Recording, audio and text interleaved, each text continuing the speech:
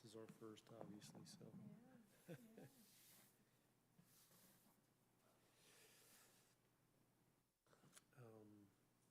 Short a little bit.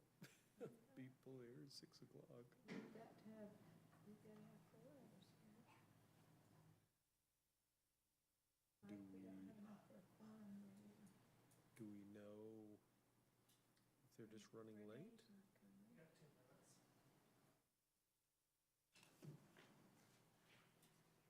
Here comes Steve Johnson. So we'll be good.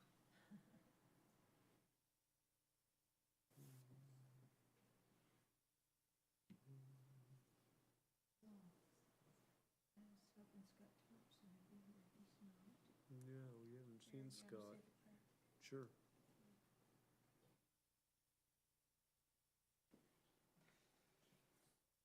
Hello.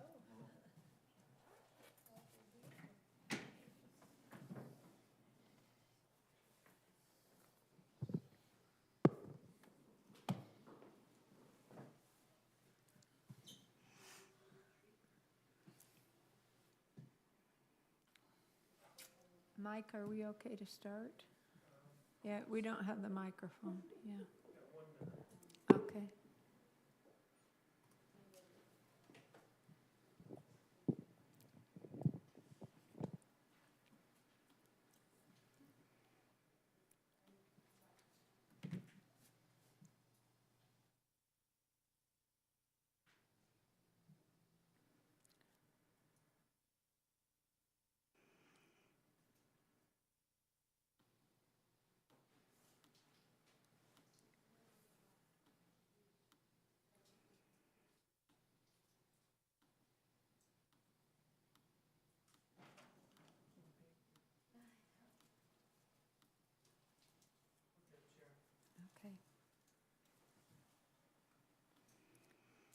Okay, we'd like to welcome you to our Planning Commission meeting this evening. This is Planning Commission meeting for September 13th, 2022.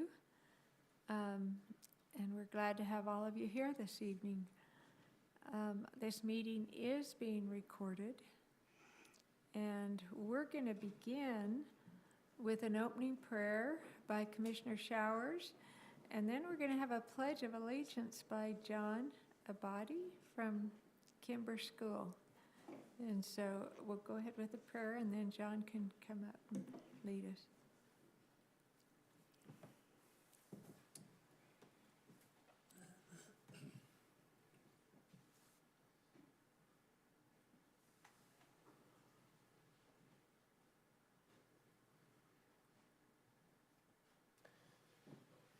Our dear Father in heaven, we're grateful to be gathered here tonight to be able to conduct this important business. We're grateful for those who have made time in their schedule to come and join us, and we're grateful for the participation from our community. Father, we're thankful for this beautiful city in which we live. We're grateful for our opportunity to be citizens in this community, and pray that we can all do our best to serve and to help each other and to make this community great. We pray that we can be inspired and we can have the blessing this night as we work through some of these issues, and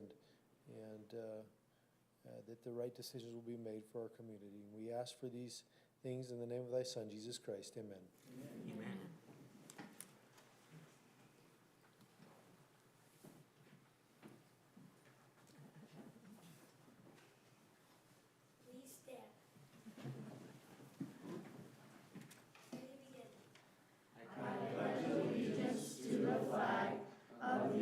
States of America, and to the republic for which it stands, one nation, under God, indivisible, with liberty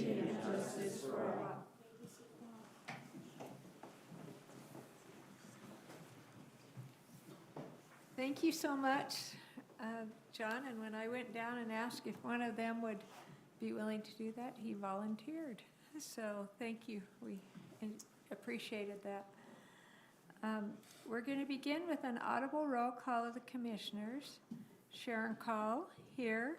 Mike Marchbanks is absent unless he joins us late. Jared Showers. Here. Rob Callis. Here. Stephen Johnson. Here. Scott Thompson is absent. And Renee Tribe is absent this evening. Okay, we're going to begin. Item number 2, we're going to begin with an approval of the minutes. These are from August 9th, 2022. And commissioners have received those ahead of time and had a chance to review those. Are there any corrections or changes to the minutes? I have one little tiny minor one. Page 6, line 20, second to last word. I believe it should be it instead of if. I noticed that too, but I wasn't sure that it They look changed the great. meeting. The meaning. What line number was it, Steve? Line 20 on page 6, second to Right. last word. Oh, thank you, yes. Okay. But with that, I would move to approve the minutes. Okay, I have a motion to approve the minutes. Do I have a second? I'll second. Have a motion and a second. All in favor? Aye. Any opposed? Okay, and the voting is unanimous. Okay, the next item on our agenda, this is a time for public comment. This would be for items that are not already on the agenda for this evening. Okay. We'll go on to item number 4. This is a conditional use permit with Kimber Academy at 135 South State Street, Unit 12. And the applicant is Jessica Bianco. Is that you? Would you like to come up to the front? And there should be a place for you to sign there. And our presenting staff is Mary Barnes. Thank you. So Jessica Bianco has applied for a conditional use permit for Kimber Academy, which we've classified under the private primary and secondary school use in the Lindon City Standard Land Use Table. This academy will be located in Unit 12 of the Southtown Mall, just south of us, down the street.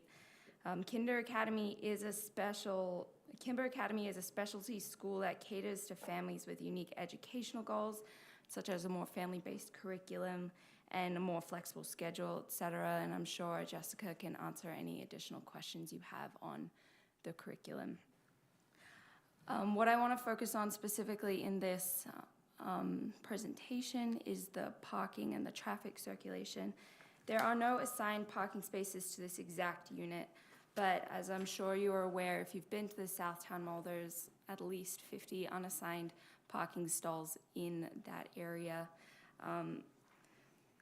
And those stalls can be used by this unit. And Kimber Academy does not have a designated drop-off pickup area at this time.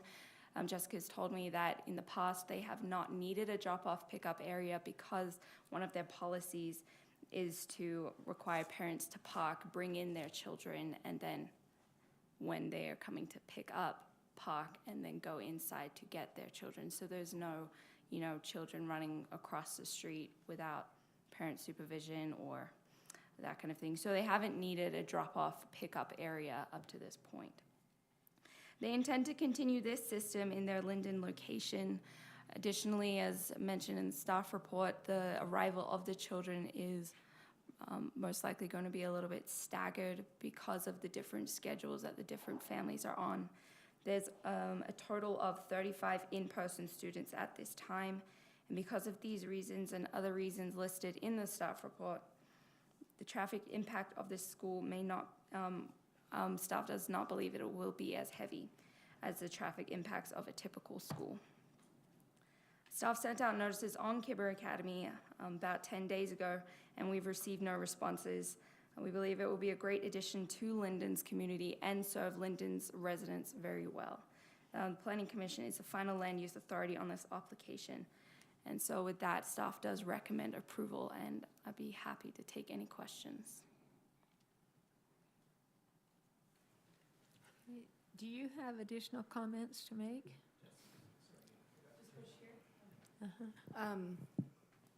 Only that we hope you guys approve us. We have a lot of these people, most of everyone behind me here are from Kimber Academy.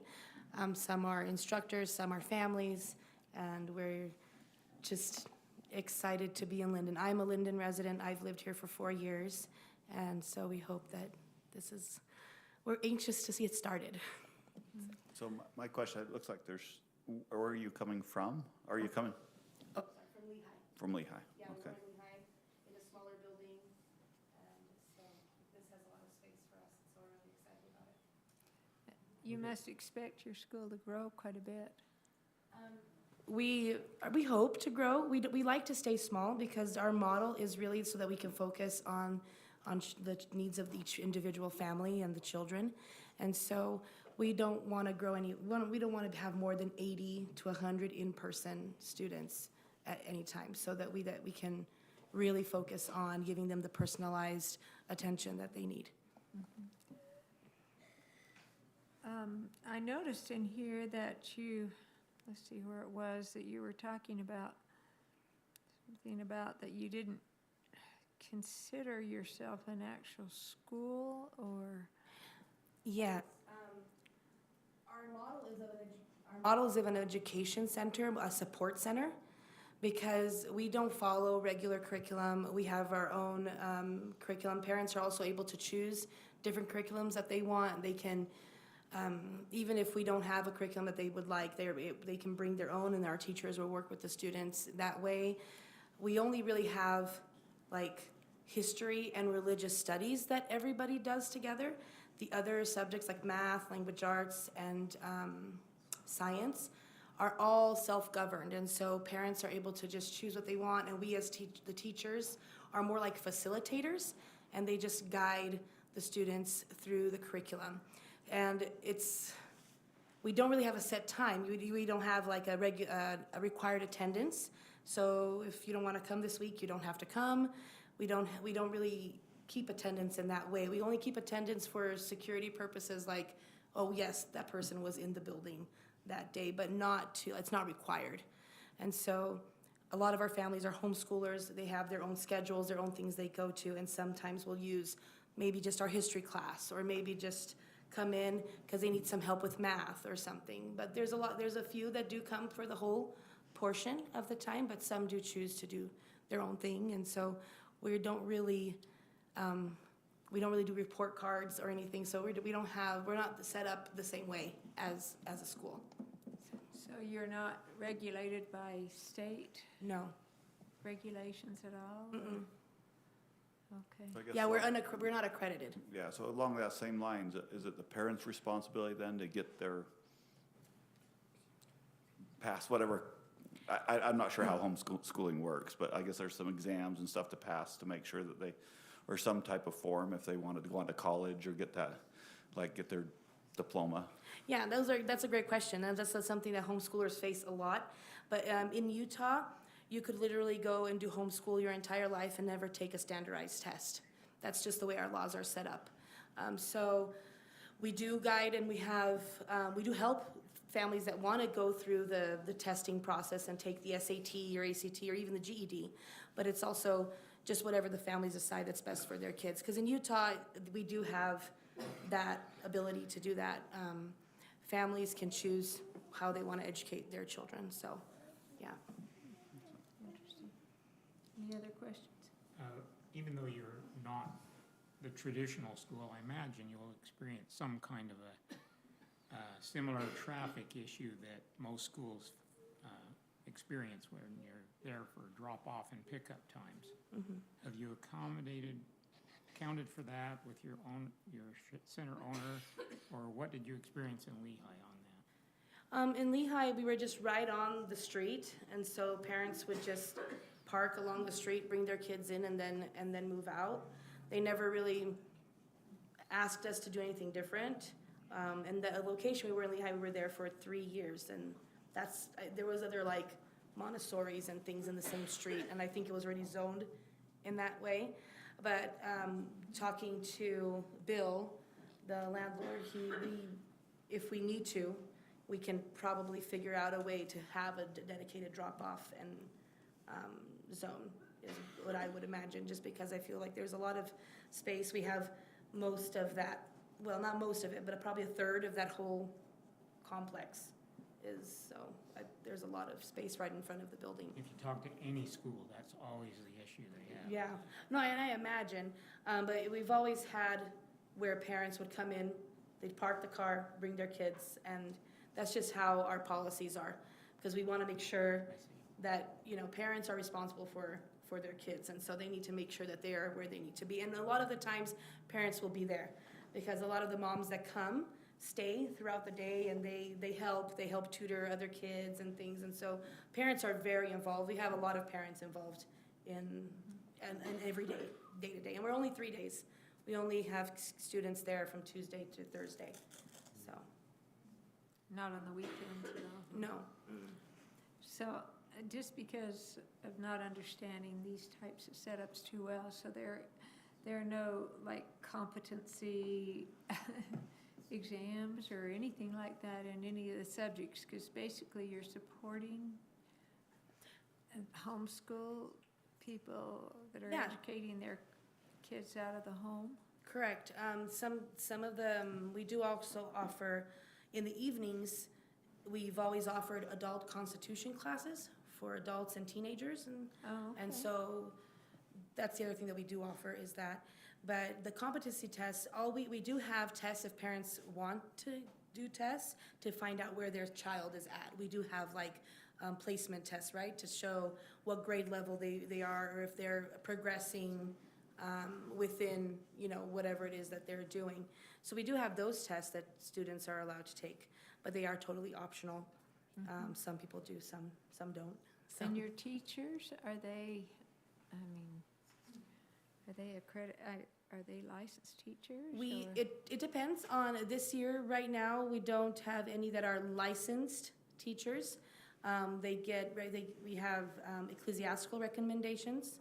That's how we see our teachers. Last year, we had 2 teachers that happened to be accredited, and they moved from the area, and so, but most are moms or someone that we find that will be like a granddad or something who wants to volunteer, can help teach.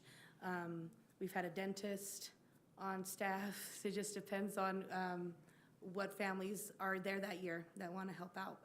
So. Okay. Anyone else have questions? I don't see problems with the school being there. Anytime we give a conditional use, if there are complaints, then that does need to be reviewed. But as long as, I don't see any other reasons. I don't see any issues either. I don't think there's gonna be a traffic. I think it could, some hours of the day be like a busy retail, location with people in and out, but I just, according to what I read in the staff report, I don't see, like Main Street here with the elementary here at 8 o'clock in the morning. I mean, it's a lineup of cars. I don't see that being the case here, so. Are we ready to make a motion? Yeah, I'll make Okay. that. Okay. Let's see, make sure I'm in the right place here. I move to approve the applicant's request for a conditional use permit to use the property located at 135 South State Street, Unit 12, for a private primary and secondary school with the following conditions. 1, all items of the staff report. Okay, I have a motion. Do I have a second? Just a question. Sure. I assume staff has looked at the applicant and they have all the restroom requirements for it. Yeah, and they've contacted, fire department, and they're working through things with the fire department, so safety's good. Okay. I'll second. Okay, I have a motion and a second. All in favor? Aye. Any opposed? Okay, the voting is unanimous, and we hope you do very well.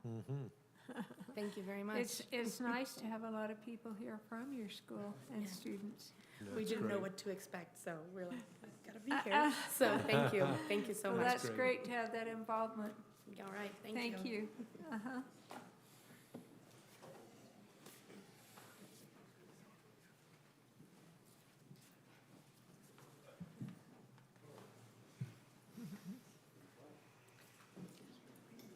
Okay, the next item on our agenda, this is item number 5. This is a site plan approval for Oz Development Office at 195 North State Street.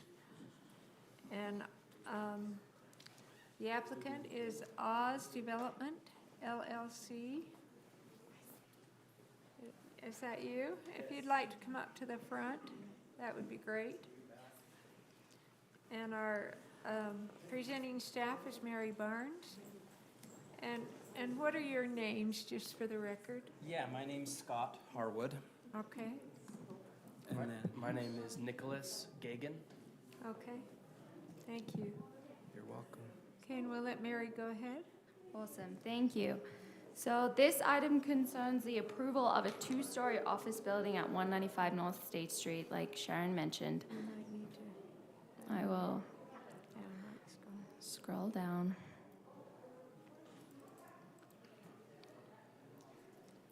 If you remember, the last application that came in for this property was Pure Pickle. It's a private indoor pickleball club, and that was approved June of last year. Since then, ownership and the intentions of the lot have changed hands over to Oz Development. And Oz Development, as mentioned in the staff report, they actually do currently have an office in Lindon on 700 North. They're looking to expand, I believe, and so they are looking to build their own office.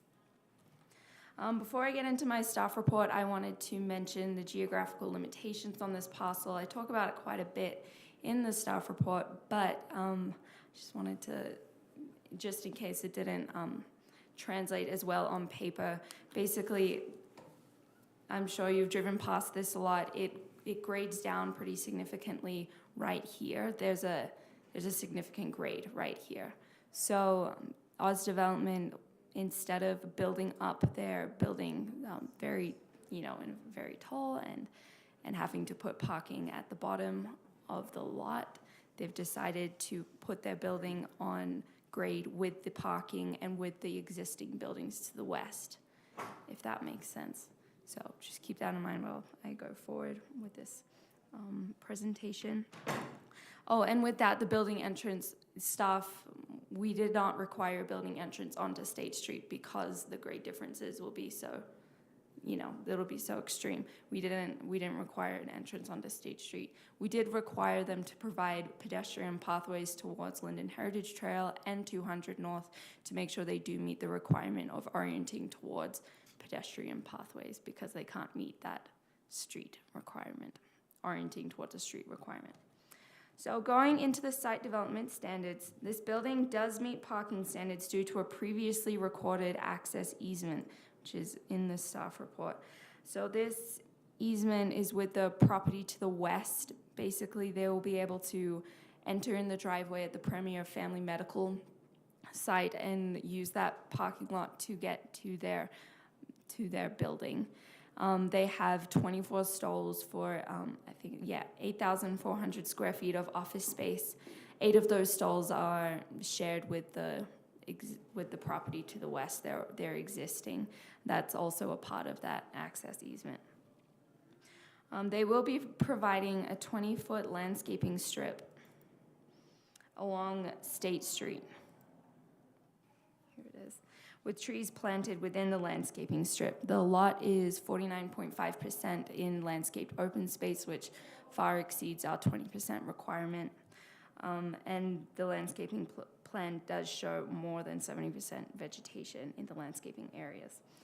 And I wanted to bring your attention to the 2 items I outlined in the staff report that require your special approval. They're having fun out there, but anyways.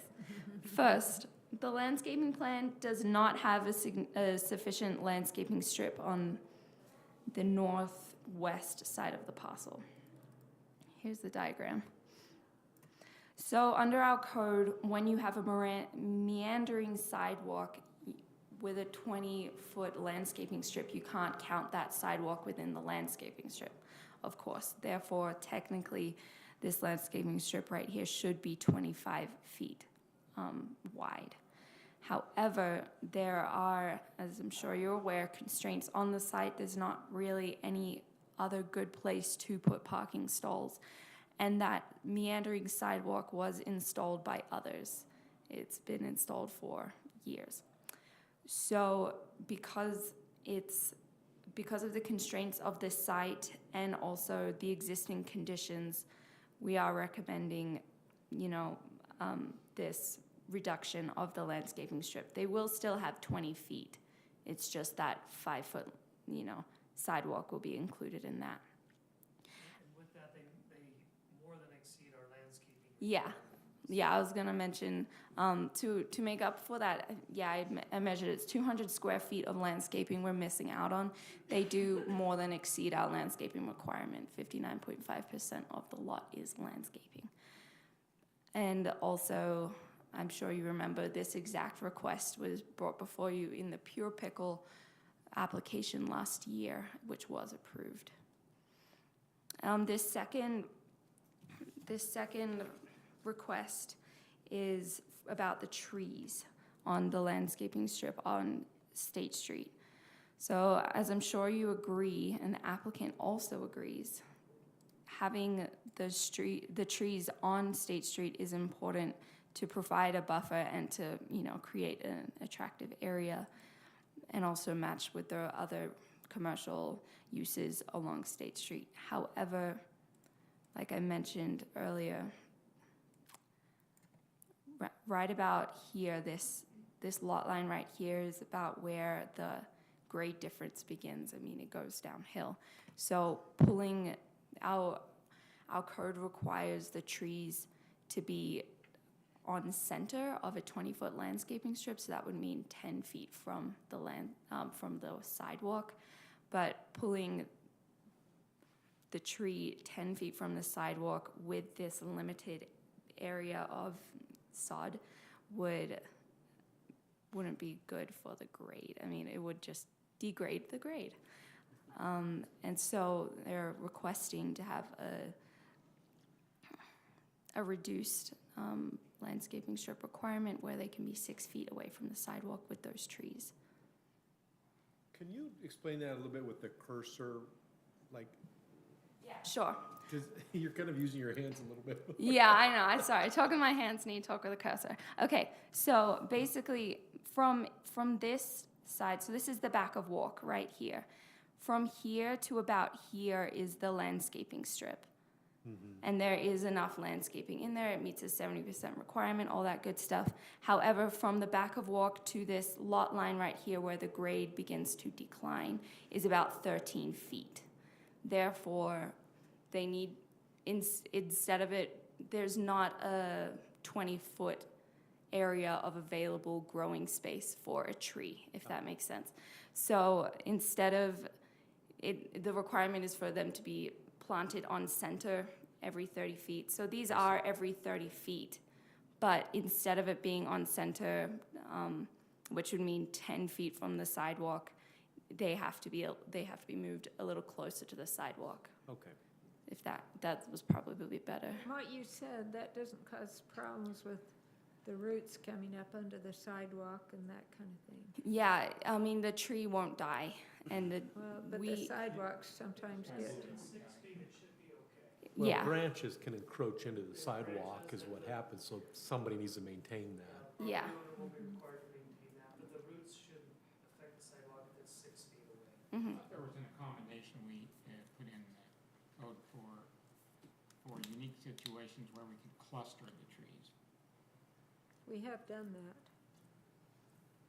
Yeah, but they're not asking for that, they No.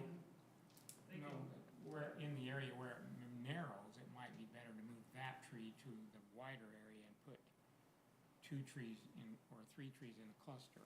But it doesn't really narrow it as so much as Doesn't it? as you have It's the grade. the slope requirement on there. Well, Maybe you could go to a street view and Yeah, good idea. look at that. It's up on the other, it's Oh, already. yeah, you are. 'Cause that's where the tunnel, isn't that where the tunnel goes under State Street? So it's quite a Yes. drop there.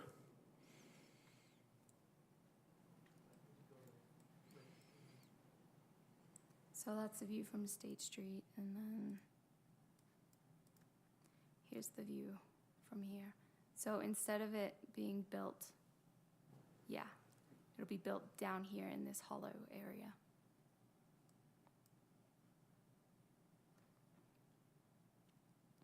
And where's the tunnel from there? The tunnel is right here. You see those Oh, okay. posts over here, and then the heritage trail comes over to this fence and follows the fence line.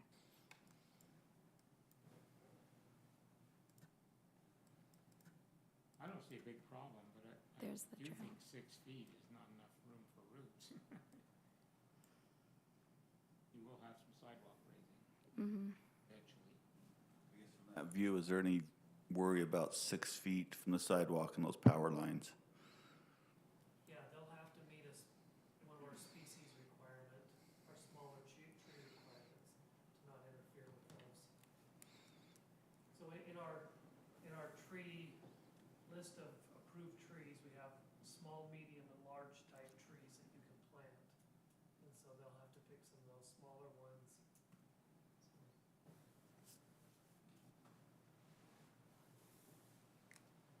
It's similar, like over here at the Island Dance Studio, we had to work with her on the types of trees that went in there because of the power lines underneath, where Rocky Mountain Power ran the line. And so we had to work with her on a certain type of tree species so the roots wouldn't interfere with that.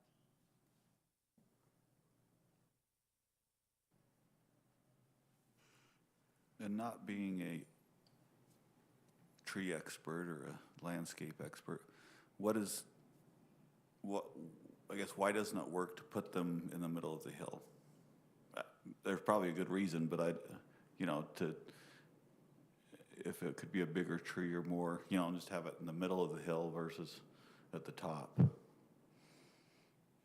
guys answer that? Yeah, when we worked with Mary, we're happy to do either. As we've developed properties, having trees along the street frontage rather than down the slope and kind of on the side of the hill where they're hidden a little bit more, even more from an aesthetic and look and feel perspective more than anything else, we think works better and looks better for the city. But we're open to either way, to be honest with you. I just think having them along and closer to, and I think there's ample room from that sidewalk from a root perspective. I mean, I'm thinking on my house, the park strips, I think 4 or 5 feet in total, and we've got trees planted along there, but I get that sidewalks are there as well, so. And our engineering department will review this in detail Yeah. as well. They've done some preliminary reviews that they'll review with the power lines, they'll review the proximity to the sidewalk. All they're asking tonight is just that ability, if it works with the Adjust if- engineering department. Okay. Go ahead. Sorry, I was gonna try pull up another landscaping. Anyways.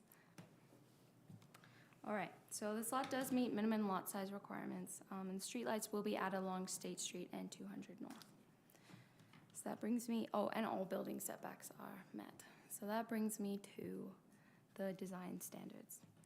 To call back to my notes at the beginning of this presentation, like I said, this building doesn't face State Street, which is a little bit different from most State Street site plans we see. However, the applicant will be providing and highlighting, I'll come up here again, this trail from, a pedestrian entrance, a connection from the public street, from this sidewalk, through their parking lot, and then over to the Lindon Heritage Trail and up to their primary entrance. The Lindon City Commercial Design Standards state that Site plans have to orient their primary entrances to the street and other public spaces, such as plazas, courtyards, and pathways that have higher levels of pedestrian activity. We believe that the Lindon Heritage Trail will have a high level of pedestrian activity. This is a good alternative to orienting towards the street, is orienting towards this popular trail. All facades of the building do have a significant number of windows and transparent glazing, and the ground floor of the front facade does have 61% fenestration at the pedestrian level. That's this west elevation. The entrance does have a canopy, and the elevations do show an attractive mix of materials with architectural articulation occurring every 15 to 25 feet, and therefore meeting code. The applicant is requesting a flat roof design. However, they do have this sloped roof feature on their flat roof to add some interest. Cornice and parapet designs are included. The building material percentage does not exactly meet the requirements, but one of the conditions of approval is that this application will meet the the commercial design standards. So this requirement will be met before the final building permit is released. I have a question on that. Is staff going to make sure that requirement's met? Because right now it doesn't even come close. Yes, so right now there's I think I put it in. So the requirement is 60% primary materials on the street facing facade. And so on the primary entrance facade facing towards Lindon Heritage Trail, that's 55%, and then on the State Street facing facade, that's 53%, whereas the secondary is meant to be 40%. We are going to make sure that requirement is fully met before any type of building permit is released. Mary, just real quick on that. If you look at our elevations, we did the calculations, and each side on the primary material is in excess of 65%. So I'm not sure where, Okay. to be honest, the 50, I think maybe that was our old iteration, possibly. That may be an old iteration. Each side is above 60%, and then the red line spoke to 60 and 40%. Is that accurate? 60% primary, 40% Yes. secondary? And so underneath each elevation, it should show the percentages broken out on each facade, which So disregard that section of the staff report. They do meet. I was gonna try and catch you today, but never got to it. On just That's okay. touching base on that. So. Yeah, so when I measure out building materials, all I can do is measure it on my computer program, which is not the most exact measurement. Clearly, I didn't read the fine print here. So what you're saying then is that it does meet those requirements? Yes, it says here, we can go through each one. So on this east elevation, the primary materials take up 68%, and then The rest are 65. State Street elevation. Correct. Hold on. That one would be. yeah, that's the State Street elevation. Even though this is unique, State Street appearance is gonna be important. Sure. Yeah, we agree. Even with the topographical drop-off, we agree. Yes, and then this is that primary entrance, and that's 65%. So that does meet requirements.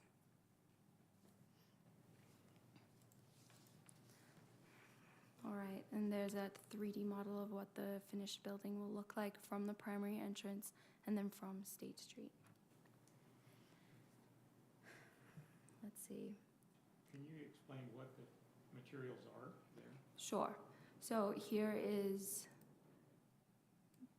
this brown will be brick, and this white, I believe, is metal paneling. It's metal paneling, which I wondered if that was primary or not within the code. I mean, a lot of cities on a metal paneling will classify that as a primary, more durable material versus a stucco. So we did feel that it was important to kind of up the vision of that building versus a stucco material. So metal paneling, while more expensive, I think adds a more Class A type feel to it. So. And as you can see, a ton of gloss, which we love that. Yeah. It creates more open building, more open environment, more inviting. And So you're making 2 units there, one for Oz Development and then one to rent, and both units would have an up and a main Correct. level and an upstairs. We'll take the entire upper floor and then looking right now for maybe a strategic partner with us that would take the main So it floor. divides by floor. By floor, Okay. yep.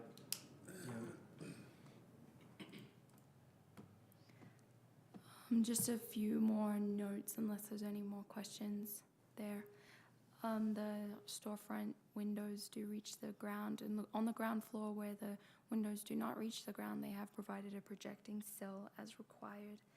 And then we do believe, city staff believes that this will be an attractive building, a great accent to our State Street corridor, and along with the increased landscaping that they are providing and the pedestrian pathways that they will be highlighting. We believe that it will be a great amenity to Lindon community, Lindon residents living in the area and also surrounding cities. Are the HVAC units on the roof or the side of the building? Yeah, we're looking to work with our contractor tomorrow. We have a meeting with them to talk through that and just make sure from the perspective of screening, et cetera, that we've handled that There'll be appropriately. screening considered, Yeah, where that's sitting down in a hole. Yeah. correct, yeah, Nice looking building. yeah, thank you. Yeah, we're excited to stay in Lindon, so. Yeah. So my biggest concern was just that the building materials met the ordinance. I don't have other concerns. I think it's a really nice building. Thank you. I would love to see that corner be beautiful. It's Yeah, just- that was a tougher site, to be honest, but Well, I it is think a tough we've, site, But I'm just saying, it's just been a weed mess for so many years, and I think Premier Family Medical would love to see somebody in there, and yeah, it will be nice to get that done. We're gonna move on it quick, too. I think we're planning on building right away once we get the approvals through, so. so have you closed on the lot then at this point? Yeah, the affiliates with our company were actually part of the Pure Pickle group. Okay. So we've, kind of reworked and exchanged some of that land to Oz Development. So, I love the pickleball thing, but the single-use office, the single-use building to me was right, a little problematic in case in the future that becomes vacant and sure. who It's uses much that. nicer. So I'm thinking this is a little more versatile for our community to have office space there. Yeah, but- it's a better use, so. Does anyone else have questions? I don't. Are we ready for a motion? I think so. My only question on the motion, do we have to put something about the trees in the motion? Do you I mean didn't see something in the sample motion. like the reduction in Yeah, the the reduction landscaping of- strip? Part of this strip. State Street, Mhm. State Street or 200 North, I guess, is the Could we question. leave that as all items of the staff report? Oh, I would just add something that, make it a condition, they work with city staff, that would include the engineering department to put the trees in the most appropriate location for the site. And what about the sidewalk? Does that need, Sidewalk's already installed. well, the meandering sidewalk on the other side, does that need to be in the motion? That's That's, already- I think that's already in there, isn't it? No, it isn't. neither one of those were in the motion, so I just, that I could see.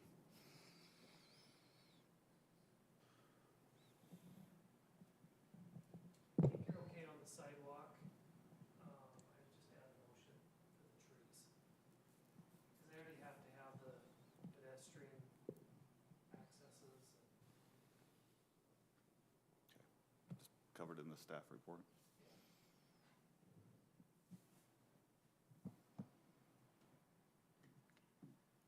Okay, We you ready? ready to All make right, a motion? I'll go ahead. Okay. I move to approve the applicant's request for site plan approval with the following conditions. One, the applicant will continue to work with the city engineer to make all final corrections to the engineering documents. 2, the plans will meet development specifications as found in the Lindon City Development Manual. 3, final design will meet the commercial design standards for commercial sites and buildings. 4, the applicant will comply with all building requirements if applicable. Bonding, sorry. Don't have my reading glasses.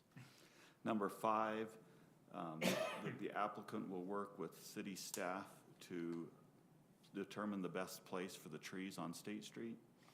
And number 6, all items of the staff report. I have a motion. Do I have a second on the motion? Second. Okay, motion and a second. All in favor? Aye. Any opposed? Okay, the voting's unanimous. Thank you. That'll be Appreciate it. nice to watch your Excited to building get go going. up. Yep. Thank Yeah, you. thank That's you my so summary. much. Appreciate it.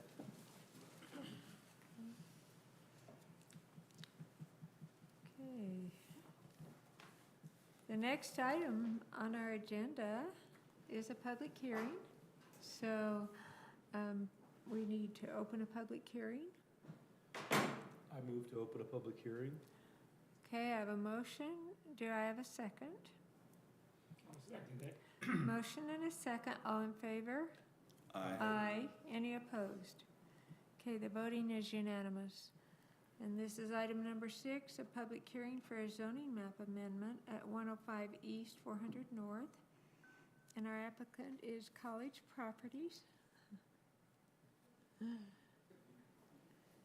He wants you to come up with him. My old friends. Yeah, yeah. And Michael Florence is our presenting staff. All right, thanks, commissioners. So Mr. College is currently constructing a new home right here on this property at 105 East, 400 North. And the zoning ordinance requires under 1751, you can see it here, each commercial farm project shall have a legal on-site residence that is owner occupied. The colleges currently live in the home here. And so the purpose of the ordinance or zone change tonight is to amend the zoning map and make a recommendation to the city council to rezone this single property here where the new home is being constructed to commercial farm. And so we're not, the farm's essentially not expanding the commercial use of the farm. The property is a single family home that's being constructed. It's very attractive. That it'll remain a single family. And so while the zoning is the commercial farm zone's being expanded, it's being expanded for a single family home. And so that's the recommendation tonight, is that that be rezoned to commercial farm, and make that recommendation to the city council. So a couple questions I had with that, just if you can, isn't there a percentage requirement on the the farming operation and stuff? Does this have any impact on that? I mean, we're adding acreage, right? So I don't know if that would have any impact. And then I guess what's gonna happen to the old home as part of the farm? So I'll let the colleges answer the second question. The first question is, you can see the ordinance requires 40% of the site to be in an agricultural production use. And so you can see the large orchard here. You've got the orchard in this area as well. You've got the vineyard. So they're well over the 40% requirement. And so by adding this half acre lot onto there, it won't be changing that. Okay. Thank you for your hearing us out. It's good to see you all. Yeah. So, as you know, we're not sure exactly what the future holds for the farm. As Chris and I advance in our age, we expect the farm to go on into perpetuity. It's not something that we have to sell. And so for Lindon to be able to have this 20 acres that's still very productive farm, we produced over 5,000 boxes of apples, pears, and peaches with Carlos, plus our vineyards and our grapes, and plus the events that help support it all. we think that it can and should go on for another 150, 200 years as it's done. And so currently we've set up our trust so that our youngest son lives in the old farmhouse now, who is a member of the trust or an owner of the farm. So it meets that, but now we have our new home there. We thought we would do kind of a double indemnity and incorporate it. It doesn't affect the tax structure at all, but it does kind of protect that that house would stay in that area along with the old farmhouse for future. It's a very attractive home. Oh, thanks. And that's your home. You're a smart lady. After living in the old farmhouse for 30 years. 35. 35 yeah. years. But you haven't moved in yet, though. Are you in the home yet? Yes. Okay. Okay. Like I said, that answered my second question too, is what was the plan to, you know, if it has to be owner occupied, right? What is the plan to, but you answered that. So there's a family member that will continue to be there so it can continue on after. That's our goal and hope. Of course, you don't, again, know what the future holds, but Right. That home has been carved out of the farm when originally I bought it, and so it's on its own 5-acre parcel. And we're sensitive that if things aren't structured correctly, it could be carved out and a good portion of Lindon's history and what the farm's about lost. And so, but our children, you know, as they are now, all believe as we do that the goal of keeping it, in, like I say, into perpetuity.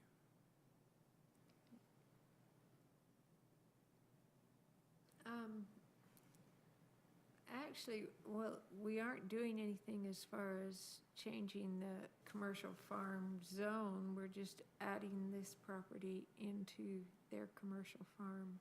Right, you're expanding Property. it to include this property. Right. Okay. And again, some folks think that there may be an alternative motive as it reduces our tax base, and that's not the case. Mhm. It's still residential, and we still are heavily taxed. Okay. Any other questions? Okay, any other information you want to give us? Oh, I'm listening to you for answers to give us. We struggle I each think night. I think at the end, after you make your motion, maybe give Alan a couple minutes. He and I have been talking a lot. I don't know, Alan, if you maybe want to talk about a couple things in the future that you may want to do, and we can kind of talk to the commission just a little bit. Well, for right now, let's close the public hearing so that we can go ahead with the action. I move to close the public hearing. Okay. Do I have I have a motion, do I have a second? I'll second it. Motion and a second, all in favor? Aye. Aye. Any opposed? Okay, the voting is unanimous. Okay, is there any other discussion on this item with the I don't have any. commission? I'll be glad to make a motion. Okay. I go move ahead. to recommend approval of ordinance 2022-12-0 to amend the Lindon City zoning map from residential R1-20 to commercial farm for property located at 105 East, 400 North, which is tax parcel 1407103558. Okay, I have a motion, do I have a second? Second. I have a motion and a second, all in favor? Aye. Any opposed? Okay, the voting is unanimous. Okay, and then Mike said you had some other interesting things to tell us about the farm. Well, as our attorney friends say, this is a process of discovery. It's not like, you know, when Rob does the construction at the mall, you know, things are well templated out and the projects come in, and this has all been kind of a feel as you go. Design build, they call it. Design build, you're exactly right. And it seems to be working. I think as we look at our schedule, approximately about 60,000 people visit the farm each year.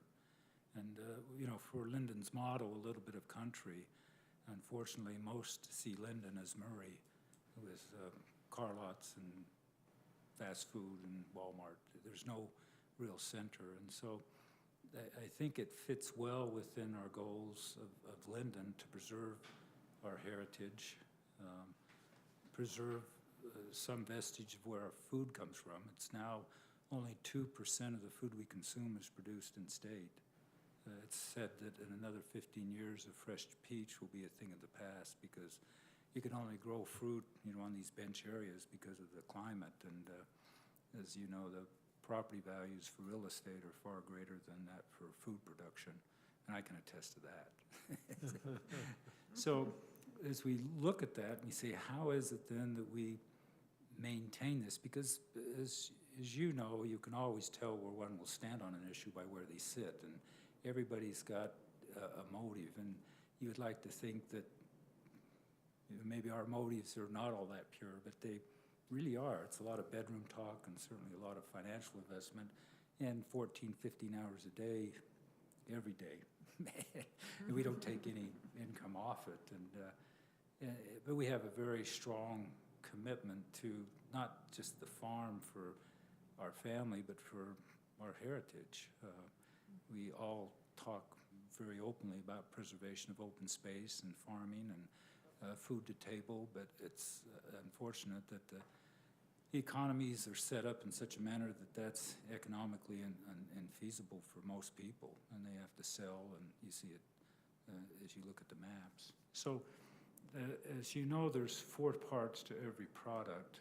There's, if you're a doctor, you gotta be a doctor, but you gotta have the product itself. If you gotta have financing to keep it going. You gotta have marketing, how then you produce it. And last is research and development. How is it that you stay relevant in changing times? And Disney does a great job, and that's the reason why most Fortune 500 companies that were there 20 years ago aren't there anymore, is because they don't stay relevant. And so we try to struggle, and Mike's very good with this. Phil Brown is unbelievable with this.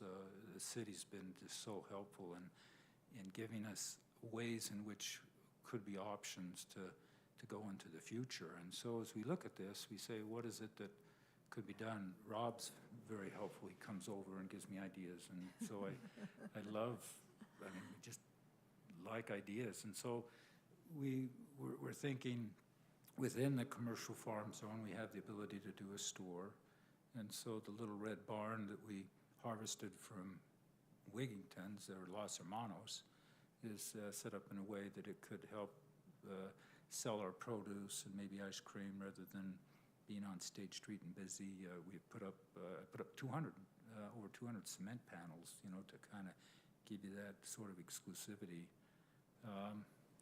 We're thinking, we're doing something now with our grape harvest, but it requires pasteurization and bottling operation. Tanner, our son, did a unique experience Saturday where he had off the internet, and that's of course how you market, more so than our old way, you know this, but he had people come and they picked the grapes, they crushed the grapes, they got the prime of the grape juice, they corked a bottle of grape juice, and they had their label, and he tells us he had over 100 people more call Saturday on TikTok, call and want to schedule it. It's because they're looking for this kind of experience. And so you're hearing me kind of ramble because it's like a fog. I am rambling. And this is pillow talk about what it is that we, how is it that we can preserve what it is we have with the resources we have and keep it so it really becomes, not an amateur, because I'm an amateur, Chris and I are, everything you see, we build and do and so forth. And so we look very much to Mike, poor Mike, he gets badgered all the time. What should I do, Mike? How do we work? And this is part of his thing. And Rob and Sharon, Steve, Jared. So that's about the fog I've got. But we would like to go on our missions in another year, and so we have to kind of be, not retired, so we've got to be able to figure out kind of how to take it to the next level, and then, I think some of the things you've done recently, you've probably noticed the big new gate on the main entrance there. You've now moved the main entrance a little bit further west to, that's right here. And so we worked with Mr. College on still providing fire department access out here on 400 north of the old main entrance. And we've talked about amending that commercial farm zone ordinance in a little bit, and maybe talking to you about some other ideas over there as well, so. yeah, we found that Steve, you were there, that if we shut the traffic off in that plaza, now we have our bistro lights, it lends to a very favorable sort of environment for mingling, like in Europe, and you get the cars out of there. You don't see, cars at Cinderella's castle park and, going back and forth, and so we've shut that down to walking traffic, but we needed to do it in a way to obscure that busy 400 North Street and the traffic, and yet comply with the emergency vehicles. So we built that grand entrance. We just hung our doors Friday. They were 3 ton each. I mean, my goodness. You have the big castle and the other older buildings, and then you've got, what is the building you've got built back behind that? It's our shop. It looks like, we call it the chateau. It looks like a chateau. Yeah. And you come in and you see it, and that's, we have Airbnbs there. And so people okay. come from, it's fun to meet these people because they come from France, Japan, they come from Delaware this weekend. We have So that's lots back behind the other castle. It looks, has a similar look to the castle. Behind the other castle? Yeah. Mhm. Beside. Okay. Well, that's interesting. Well, it certainly is a nice addition to the city.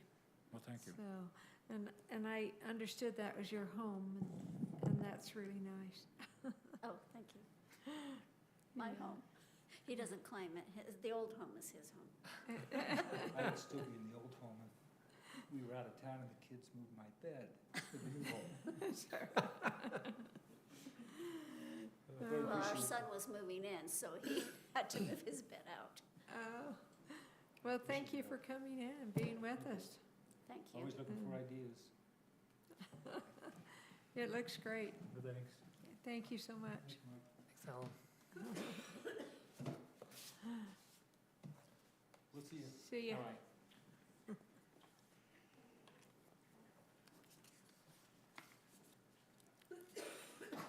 Okay, next on our agenda is just Planning Commission reports, and a couple of things that I mentioned to Mike, he was gonna cover tonight. Remember when the Thornton property, when they came in for the concept review, and then we asked them to do things a little differently, and they did come in with another concept review to city council, and that was turned down, but I thought it'd be interesting to you to, for Mike to kind of explain that to you. Yeah, I mean, they've made an application to just do 12,000 square foot lots on there. However, they made that application and haven't paid for it, and we haven't had any response from them in a couple weeks. So Oh, I they don't did? know if they're moving forward or not on that. This was find it real quick. Those would be all single-family homes, 12. Mhm. Is that what they are above the canal, is 12,000? It Yeah. is. Mhm. We don't have that Well, I thought that was interesting review. because, Not the 12,000. Yeah. I don't have that plan right handy. I'll have to okay, pull that. well, maybe you can just tell us. Yeah, kinda. I think it's 19 lots now, 12,000 square foot lots.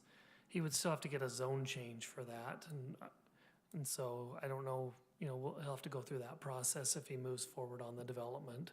But right now, I don't even know where he's at on it.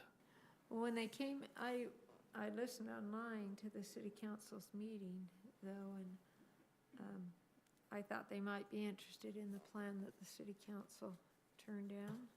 Yeah, I mean, If but it's you not just really wanna tell relevant us. now. No, you can just tell us about it, it's fine. I mean, I can,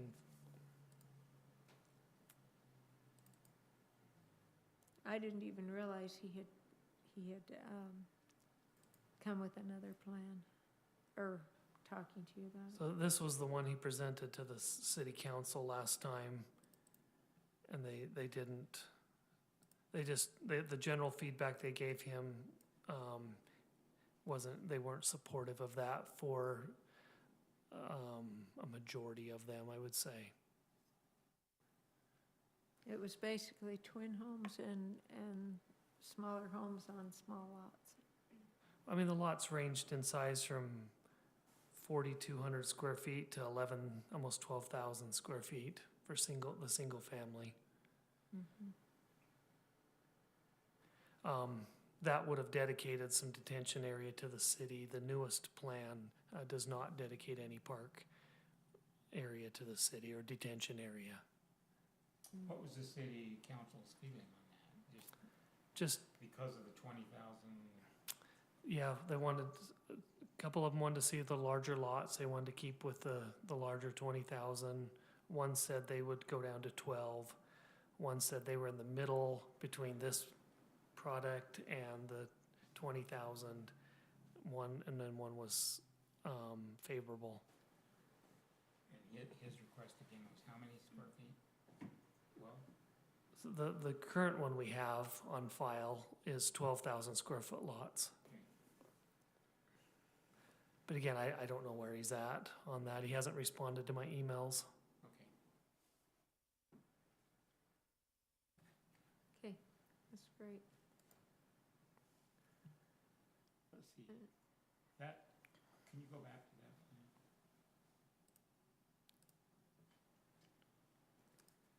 That would put the 400 north through. Yeah, any of the plans 400 north has to go through. Go through. Yep. Okay.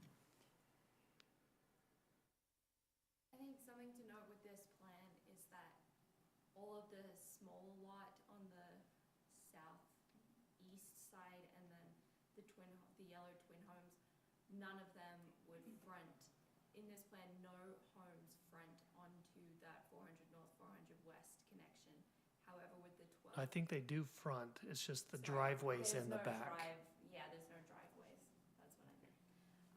But with this 12,000 square foot one, there will be driveways going onto the 400 north, 400 west connection.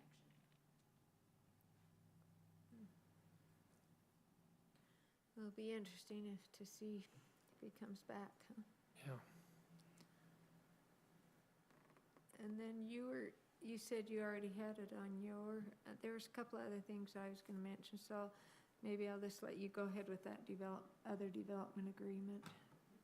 And as soon as, I went to the conference for one of the days, and one of the sessions I went to was the one on Airbnbs, and I wondered, I know the city council discussed that, but where did they end up on that? You know, they just kept stressing in this session, if you have no language in your code, you have nothing that protects you against anything on the Airbnbs. Yeah, I mean, I have an ordinance drafted. I just haven't brought it before you and the council yet. The council wanted to be not come down very hard on Airbnbs at this time. They wanted to be more general. So I've got a pretty general ordinance written. I just need to bring it to you. Okay, does it require parking and things like that?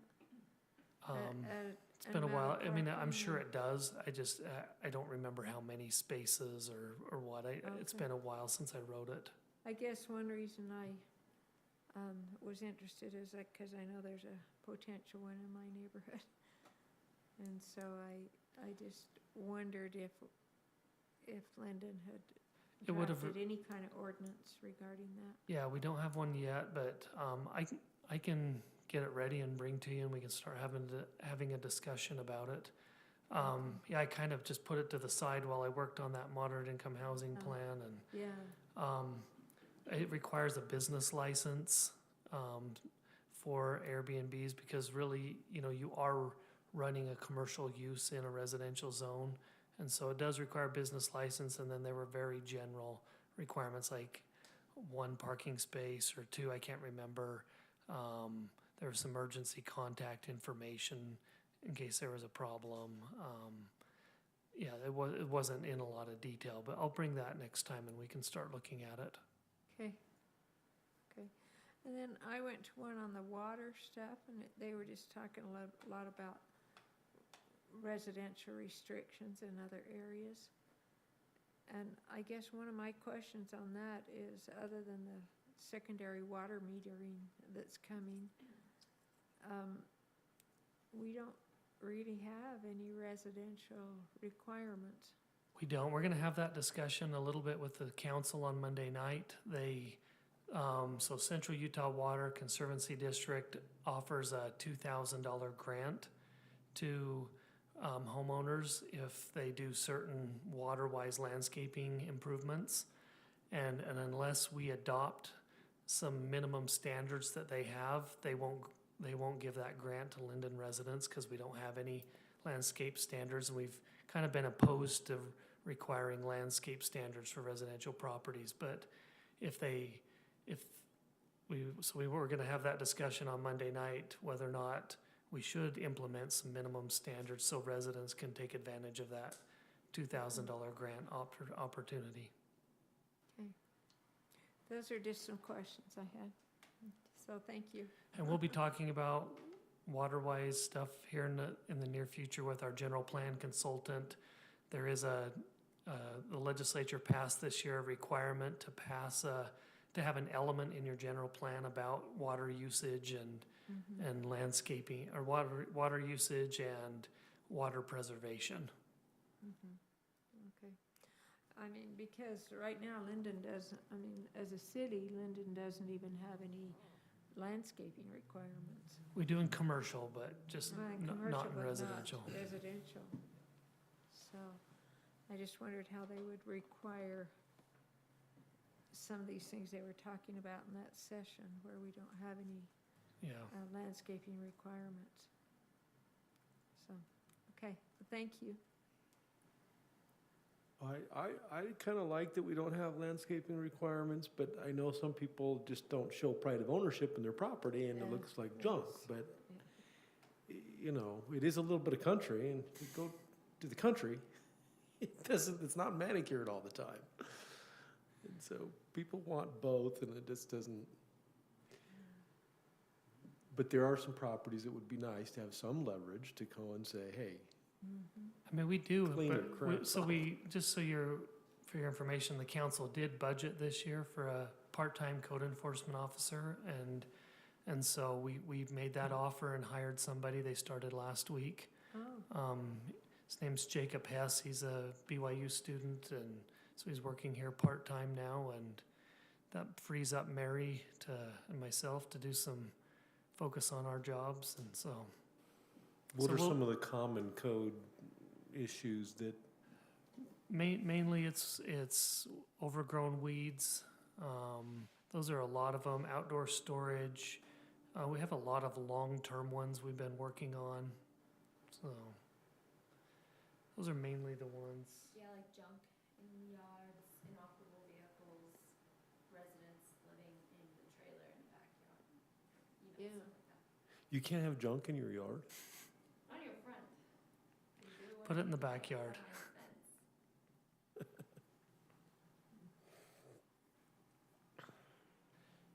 Are you ready for me to go over a few things real quick?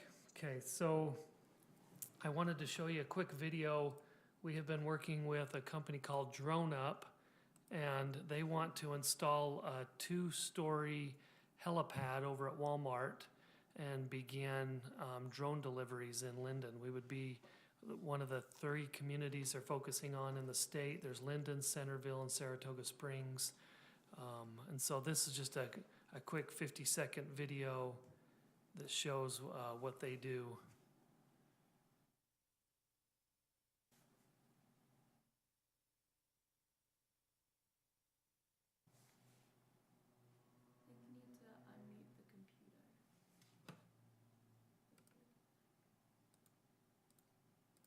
It's not working.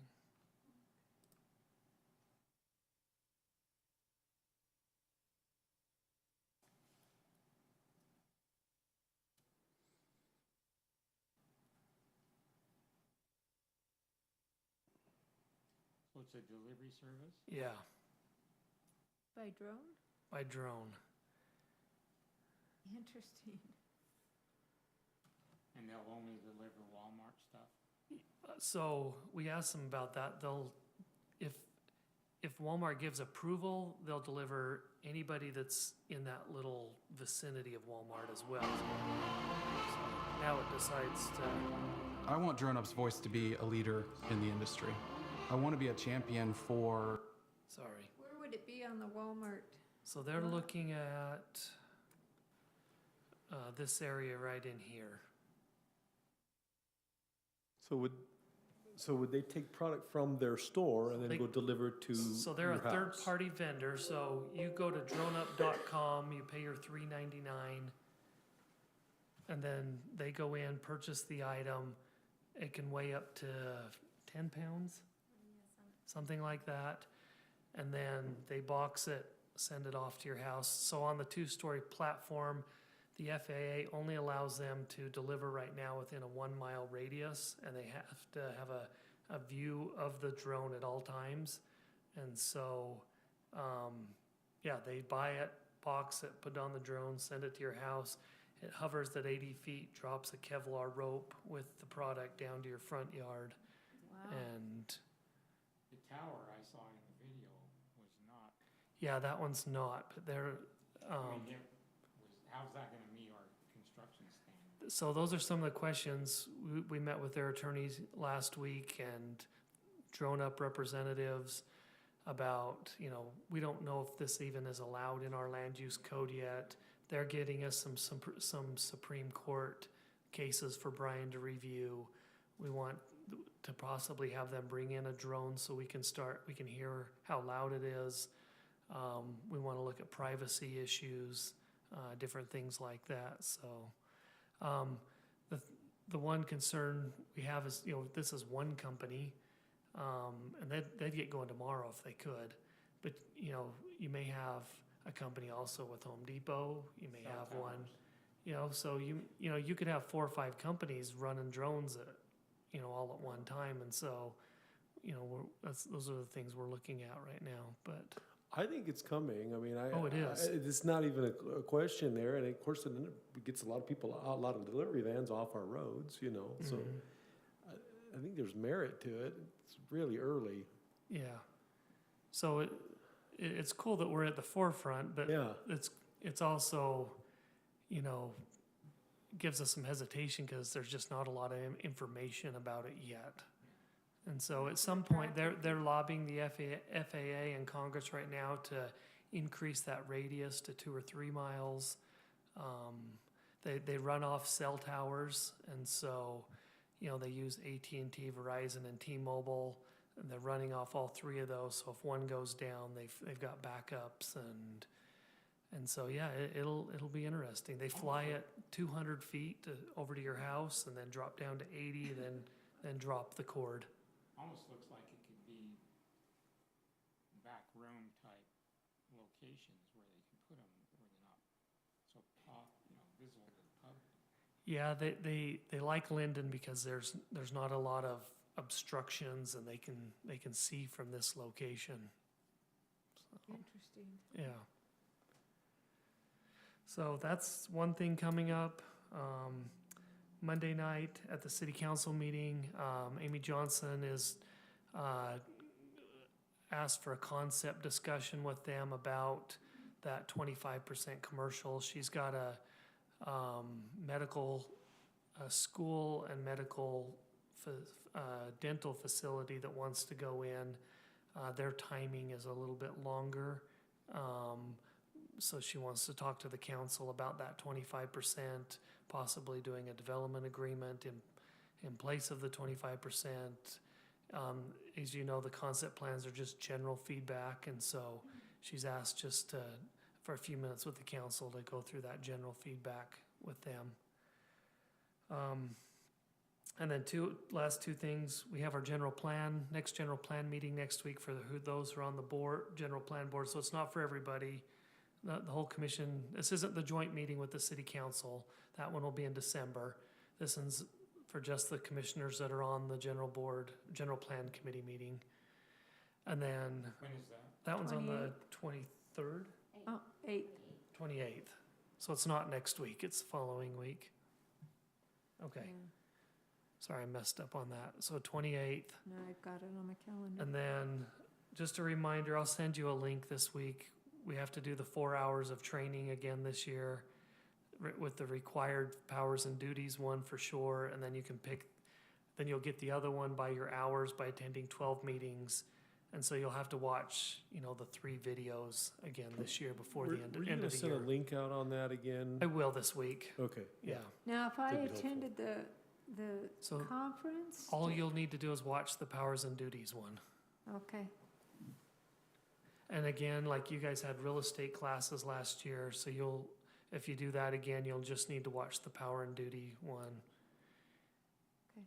If there's some type of accounting, open to public meetings with accounting, maybe we could try to, I do lots on reports and how to report things, so yeah. if you can finagle some of my 80 hours into that, I would love it. so, and I didn't know if this involved us or not. There was some kind of I can't remember what it was that you were in charge of as far as the cities meeting together for some Oh, I'm dinner still or trying to something. work that out with Lehigh and Orem and see if they want to do something. I haven't got a lot of feedback yet, so. Okay, and does that involve us? or Yeah, not? it could. What we would do is try to get our hours that night, have a dinner, have a guest speaker come talk, and that help us get some of our hours Yeah. all at once with other planning commission members. I just haven't found a speaker and, Okay. haven't It had a just lot seemed of. like I had heard something about that. Yeah, at I think I some brought it up a meeting or two ago. point. Okay, okay. Question? Mhm. I was talking with a source about this Orem's investigating creating their own school district. And this source said that they're planning to approach Vineyard and Lindon to be part of that. Have you heard anything about that? I haven't. That might make sense, because there's 2 schools that are joint now between the cities. Aspen Elementary and Oak Canyon are joint between Lindon and Orem. But I don't. Yeah, Who sorry. would make that determination? You have a lot of kids Would that be going the city to- council or to be the this- citizens? I don't As well know. in my neighborhood. I'm sure that the city council would have to, they have to hear it, but I don't know the next steps from there, Right, okay. Thank you. so. Okay, I don't have anything further. All right. I'm ready to adjourn the meeting. I'll make a motion to adjourn.